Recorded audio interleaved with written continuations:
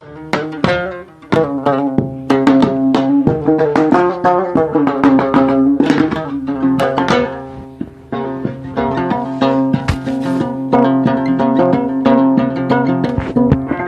زلفانت پری شان از غمی کیست، سیاه پوشیده از ماتمی کیست.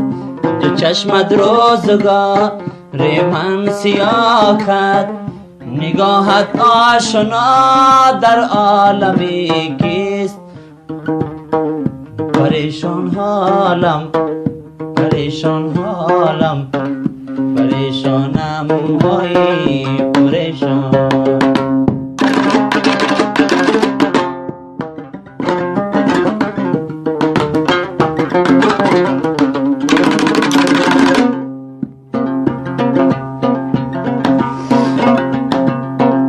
مران سر و سامان آفریدن، پریشانم پریشان آفریدن. پریشان خاطره رفتند و در خاک، مرا از خاکیشان آفریدن. پریشان حالم پریشان حالم پریشانم هی.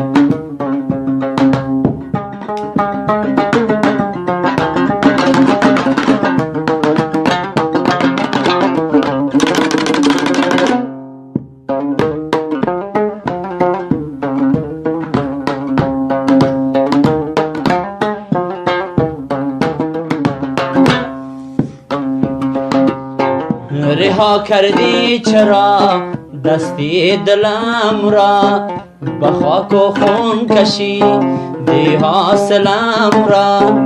مرا تو می کشی 100 بار و در روز، ولی من دوست دارم قاتلم را. پریشان حالم پریشان حالم پریشانم هی پریشان.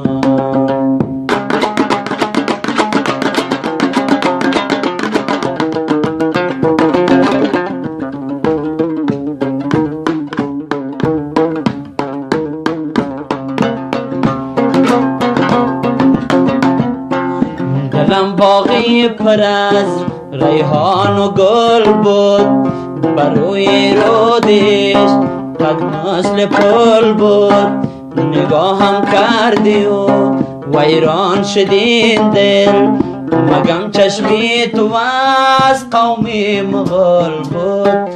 پریشان حالم پریشان حالم پریشانم های پریشان.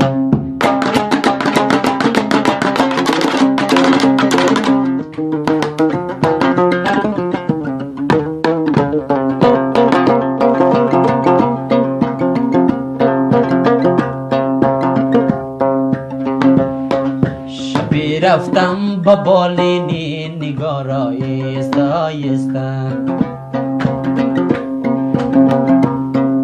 نقاب از روی او کردم کنار آیسته آیسته. نقاب از روی او کردم کنار آیسته آیسته.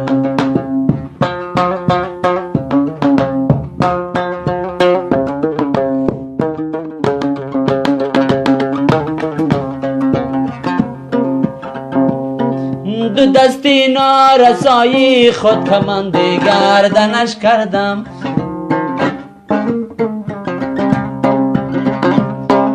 دو دستی نارسایی خود کمند گردنش کردم، کمند گردنش کردم. کشیدم آن پری را در کنار آیسته آیسته، کشیدم آن پری را در کنار آیسته آیسته. شبی رفتم با بالینی نگار آیسته آیسته.